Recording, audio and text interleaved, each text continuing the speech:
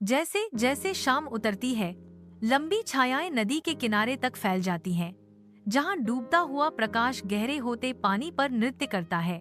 शांति में नीलिमा का एकांत गहरा है।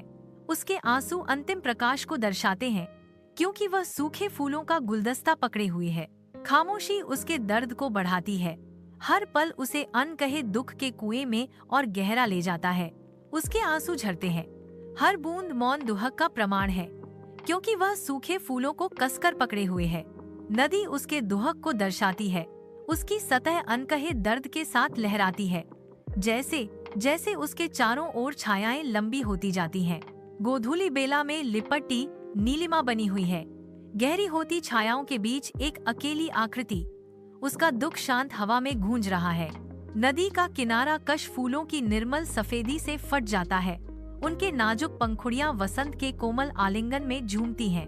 नीलिमा और आरिफ नदी के किनारे मिलते हैं। खिलती हुई सुंदरता के बीच उनके बीच एक अनकहा संबंध शुरू हो जाता है।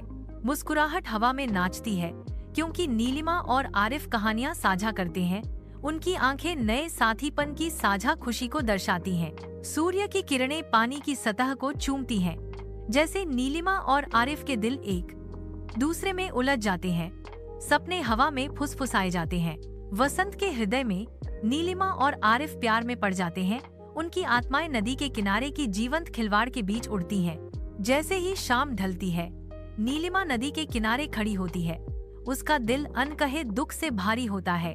कांपते हाथों से वह सूखे फूलों को पानी में छोड़ती है, हर पंखुड़ी एक मौन विदाई लिए हुए। नीलिमा के चेहरे पर आंसू बहते हैं, जो दिन की आखिरी रोशनी को दर्शाते हैं, जो उसके बलिदान का एक मार्मिक प्रतीक है। उसकी आवाज मुश्किल से फुसफुसाहट हवा में एक आशीर्वाद लेकर जाती है। अलविदा आरिफ, मैं तुम्हें खुशी की कामना करती हूँ।